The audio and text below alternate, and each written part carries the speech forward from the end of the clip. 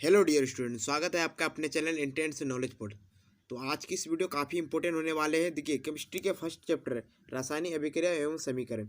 इसका पार्ट 1 मैंने वीडियो पहले ही बना चुका है। अगर जी आप उस वीडियो को नहीं देखे तो इस वीडियो को डिस्क्रिप्शन में बॉक्स में लिंक मिलेगा। और साथ ही एनसीईआरटी के मैथ 1.1 यानी वास्तविक संख्या जो है 1.1 का पूरा सोल्यूशन मिलेगा। आप डिस्क्रिप्शन में जाके सारे वीडियो को एक एक करके अच्छे से देख सकते हैं और कॉन्सेप्ट को समझते हैं। इस चैनल पर दोस्तों आपको सभी विषयों का तैयारी फ्री में किया जाएगा। बिल्कुल आप लोग अच्छी तरह से इसे नोट डाउन करके जितने भी मैं टॉपिक पढ़ाऊँगा सब काफ़ी इंपॉर्टेंट है। बिल्कुल एनसीईआरटी पैटर्न से आप इसको अच्छी तरह से तैयारी कर सकते हैं। देखिए, इससे पहले मैंने आप लोग के नोट ये कल वाला टॉपिक में पढ़ा चुके हैं, रासायनिक सूत्र या अनुसूत्र, इसको पढ़ा चुके हैं।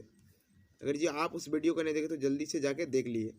चलिए, उसके बाद हमारा टॉपिक क्या था, रासायनिक अभिक्रिया के प्रकार, संयोजन अभिक्रिया और वियोजन अभिक्रिया आपको बता चुके हैं। आप चलिए अब आते हैं कौन सा टॉपिक पे, विस्थापन अभिक्रिया। हमारा विस्थापन अभिक्रिया यानी डिस्प्लेसमेंट रिएक्शन वैसी रासायनिक अभिक्रिया जिसमें किसी यौगिक के अणु के किसी एक परमाणु अथवा समूह के स्थान पर दूसरा परमाणु अथवा समूह आ जाता है या उससे विस्थापित, यानी विस्थापित मतलब समझ रहे हैं, अलग हो जाता है, कर देता है, उसे विस्थापन अभिक्रिया कहते हैं, यानी डिस्प्लेसमेंट रिएक्शन कहते हैं। यानी ऐसा समीकरण है जिसमें किसी यौगिक के अणु या परमाणु अथवा समूह के स्थान पर जो कोई दूसरा परमाणु आ जाता है या उसके समूह आ जाता है तो उसको विस्थापित यानी अलग कर देता है, उसे हम विस्थापन अभिक्रिया, यानी एक एटम दूसरे एटम को विस्थापित कर यानी अलग कर देता है। तो वो विस्थापित क्यों होता है? क्योंकि वो उससे अधिक क्रियाशील होता है। तो चलिए इसको एग्जाम्पल के द्वारा हम समझ रहे हैं। देखिए क्या है, जिंक प्लस CuSO4 यानी कॉपर सल्फेट, जिंक और कॉपर सल्फेट को कॉपर को विस्थापित कर, देखिए Zn SO4 बन जाता है, सिंपल देख सकते हैं, और Cu यानी कॉपर अलग हो जाता है। Zn क्या है, सॉलिड, इसलिए स्मॉल s लिखा हुआ है सॉलिड। CuSO4 क्या है, एक्वस, मतलब आई थिंक इसको आप समझ गए होंगे। तो चलते आगे बढ़ते हैं। आगे देखिए, इसमें उसी बात को मैंने जो अब समझाया आपको, इसको नोट पॉइंट से लिखा गया है। देखिए इसमें हम ये देखते हैं कि जब जिंक को कॉपर सल्फेट के साथ रिएक्शन किया जाता है तो जिंक के सल्फेट बनते हैं और कॉपर अलग हो जाते हैं, क्योंकि Zn Cu से यानी कॉपर से अधिक क्रियाशील तत्व है, जैसा कि हम आपको पहले ही बता चुके हैं। तो चलते उसके बाद हमारे क्या आता है, विस्थापन अभिक्रिया तो पढ़ लिया, अब इसके प्रकार को हमको पढ़ना है। देखिए विस्थापन अभिक्रिया के प्रकार, उसमें दो होता है, एक एकल विस्थापन अभिक्रिया और एक होता है द्विविस्थापन अभिक्रिया। तो देखिए सबसे पहले क्या होता है हमारा, एकल विस्थापन अभिक्रिया यानी सिंगल डिस्प्लेसमेंट रिएक्शन। तो इसका डिफिनेशन क्या है, जिस रासायनिक अभिक्रिया में एक मूलक तत्व का विस्थापन होता है उसे एकल विस्थापन अभिक्रिया यानी जिस केमिकल रिएक्शन यानी रासायनिक अभिक्रिया में एक मूलक या तत्व का विस्थापन होता है तो उसे हम क्या है, एकल विस्थापन अभिक्रिया कहते हैं। और आप लोग इस सारे पॉइंट को नोट डाउन करते चलिए, ये काफ़ी इंपॉर्टेंट है, आपको एग्जाम से रिलेटेड काफ़ी इंपॉर्टेंट। देखिए इसके चैप्टर ख़त्म होने के बाद हम आप लोगों को ऑब्जेक्टिव सब्जेक्टिव सारे क्वेश्चन कराएंगे, और जब एग्ज़ाम आते आते आप लोगों को काफ़ी क्वेश्चन सेट आपको सॉल्व कराएंगे। उसके बाद लास्ट में PYQ कराएंगे यानी प्रीवियस ईयर क्वेश्चन भी कराएंगे। टॉपिक बाय टॉपिक आप लोग का क्लास चलेगा, तो कृपया आप लोग अच्छी तरह से अपने फ्रेंड के साथ शेयर जरूर करें। और इस चैनल पर डेली पढ़ने के लिए आप इस चैनल को सब्सक्राइब कर सकते हैं। तो चलते हैं,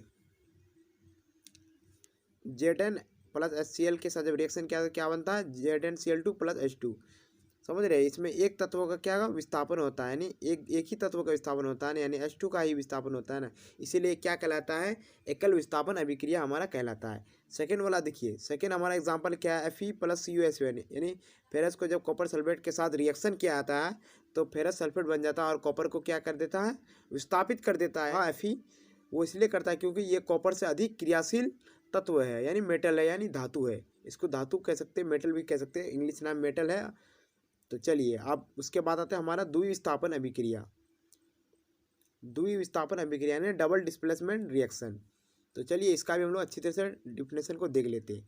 क्या बोला, जिस रासायनिक अभिक्रिया में दो मूलकों यानी तत्वों का विस्थापन होता है उसे हम क्या कहते हैं, द्विविस्थापन। यानी उसमें क्या एकल विस्थापन बताया गया था कि जिसमें एक तत्व का विस्थापित हो यानी अलग किया है तो उसे एकल विस्थापन। जिसमें दो तत्वों का अगर ये हो तो उसे क्या कहेंगे, द्विविस्थापन यानी डबल डिस्प्लेसमेंट रिएक्शन। तो चलिए एग्जाम्पल के साथ हम लोग अच्छे से समझेंगे। यानी बेरियम क्लोराइड को जब सोडियम सल्फेट के साथ रिएक्शन किया था, देखिए तो क्या बनता है, BaSO4 सॉरी यहाँ टाइपिंग में स्मॉल हो गया, इसको आप इग्नोर कर दीजिएगा। ये क्या बनता है BaSO4, BaSO4 यानी बेरिलियम सल्फेट बनता है और NaCl यानी नमक बनता है। सोडियम क्लोराइड क्या है, नमक। तो BaCl2 को जब Na2SO4 के साथ रिएक्शन क्या आता है, क्या बनता है BaSO4 प्लस NaCl। तो देखिए बेरियम क्लोराइड को जब रिएक्ट किया जाता है किससे, सोडियम सल्फेट से, तो क्या बनता है बेरिलियम सल्फेट बनता है और NaCl बनता है। और सेकेंड वाला ऑप्शन देखिए, जब FeS को H2SO4 के साथ रिएक्शन किया जाता है तो फेरस सल्फेट बनता है और यम, जैसे कि आप बता चुके हैं बेरिलियम क्लोराइड को सोडियम सल्फेट के साथ रिएक्शन किया जाता है तो बेरिलियम सल्फेट तथा सोडियम क्लोराइड यानी बनता है। जैसा कि हम बता चुके हैं एक दूसरे तत्व को क्या विस्थापित करें। इसमें देखिए इसमें दो तत्वों का विस्थापन होता है तो इसमें क्या कहेंगे द्विविस्थापन। उससे पहले मैंने क्या बताया था, जिसमें एक तत्व का विस्थापन हो उसे एकल विस्थापन अभिक्रिया है यानी सिंगल डिस्प्लेसमेंट रिएक्शन, और दूसरा को डबल डिस्प्लेसमेंट रिएक्शन। तो चलिए इसके बाद हम लोग पढ़ेंगे क्या ऑक्सीकरण या उपचयन। देखिए तो इसमें देखिए इसका डिफिनेशन क्या है ऑक्सीकरण या उपचयन का, किसी पदार्थ के साथ, देखिए क्या बोला है, किसी पदार्थ के साथ ऑक्सीजन या ऋणात्मक तत्वों का योग। देखिए ध्यान देने की बात क्या है, ऋणात्मक तत्वों का योग अथवा हाइड्रोजन या विद्युत धनात्मक तत्वों का निकलना, यानी विद्युत धनात्मक तत्वों का निकलना, यानी विद्युत जो धनात्मक तत्व है उसका निकलना, यह ऑक्सीकरण कहलाता है। देखिए इसको एग्जाम्पल के साथ पढ़ेंगे तो आपको समझ में आएगा। जैसे CuO प्लस H2 जब हीट क्या आता है यानी गर्म क्या आता है, यहाँ लिख देते हैं हीट का सिंबल है, तो Cu प्लस क्या बनता है, देखिए Cu बन जाए, उसके बाद हाइड्रोजन के दोनों और ऑक्सीजन, तो क्या बनेगा जल बनेगा, तो H2O। तो इसी में देखिए क्या बोल रहा है, तो H2 उसके बाद H2O, H2 उसके बाद H2O, तो इसमें क्या हुआ ऑक्सीडेशन हुआ, इसको लिख देंगे ऑक्सीकरण। ये क्या हमारा हुआ ऑक्सीकरण हुआ। अब ठीक इसके विपरीत क्या होता है हमारा अवकरण। चलिए इस वाले को समझिए, अवकरण या अपचयन रिडक्शन जिसको कहते हैं। यदि किसी पदार्थ में ऋणात्मक तत्व या ऑक्सीजन मुक्त हो, देखिए क्या वाला इसमें ऋणात्मक तत्व और इसमें क्या बोलते हैं धनात्मक तत्व मुक्त हो, अथवा धातु या धनात्मक तत्वों का योग हो, तो ऐसे रासायनिक अभिक्रिया को अवकरण या अपचयन यानी या रिडक्शन कहते हैं। तो देखिए उस सेम एग्जाम्पल को उसी एग्जाम्पल से समझेंगे हम लोग। तो देखिए इसमें कलर चेंजिंग कर लेते हैं सबसे पहले। तो चलिए CuO प्लस H2 के साथ गर्म किया तो क्या बनता है Cu2 अलग हो जाता है, उसके बाद जल बनता है H2O। तो देखिए CuO उसके बाद Cu इसमें अलग हो गया, तो इसमें ये क्या हुआ अवकरण, अवकरण या अपचयन इसी को कहते हैं। और देखिए यहाँ H2 प्लस O2 यहाँ क्या हुआ अवकरण यानी उपचयन, ऊपर वाला क्या होगा उपचयन, जिसको हम क्या कहते हैं ऑक्सीडेशन। आई थिंक आप समझ गए। देखिए अगर ये ऑक्सीकरण अवकरण अगर ये साथ साथ हो तो इसको हम लोग क्या कहेंगे रेडॉक्स अभिक्रिया, यानी दोनों एक साथ हो रहा है तो इसको क्या कहेंगे हम लोग रेडॉक्स अभिक्रिया। चलिए नीचे देख लेते हैं। चलिए ऑक्सीकरण या अपचयन का एक दूसरा एग्जाम्पल लेते हैं। देखिए सबसे ईजी एग्जाम्पल लिए क्या बोल रहा है H2 प्लस O2 मिलके क्या बनता है H2O बनता है। ये 2 बड़ा होगा इसको छोटा आप मान लीजिए H2O बनता है। तो देखिए यहाँ पर क्या होता है H2 प्लस O2, देखिए हाइड्रोजन के साथ यहाँ लिखिए H2 ऐसे, तो यहाँ से यहाँ तक मिला है तो क्या बना ये ऑक्सीडेशन, समझ गए, ये ऑक्सीकरण या ऑक्सीडेशन कहते हैं।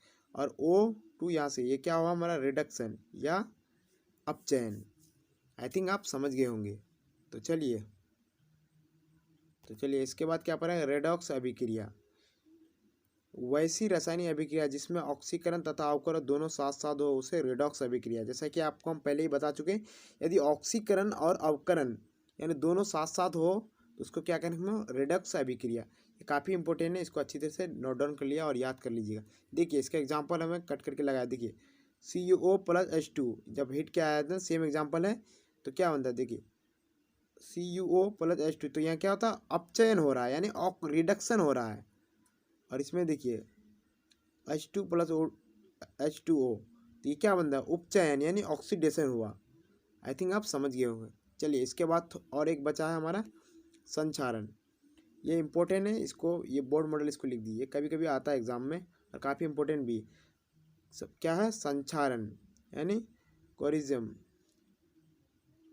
संचारण। तो देखिए, जब कोई धातु अपने आसपास अम्ल, आर्द्रता आदि के संपर्क में आते हैं तो ये संचारित हो जाती है, इस प्रक्रिया को संचारण कहते हैं। यानी जब कोई धातु अपने आसपास अम्ल या आर्द्रता यानी नमी के कारण संपर्क में आते हैं तो संचारित हो जाते हैं, उस प्रक्रिया को क्या कहते हैं? हम संचारण कहते हैं। जैसे चांदी के ऊपर काली पड़ना या तांबे के ऊपर हरी परत चढ़ना या सारण के उदाहरण है। जैसे लोहा में जंग लगना, ये भी एक संचारण के ही उदाहरण होंगे। आई थिंक आप समझ गए होंगे। तो ये टॉपिक ख़त्म हो चुका है, ये चैप्टर भी ख़त्म हो चुका है। तो चलिए इसके बाद नेक्स्ट पार्ट देखेंगे, फिजिक्स, बायो, उसके सारे मतलब सारे टॉपिक आपको पढ़ाया जाएगा इस चैनल पे। तो बने रहे मेरे साथ।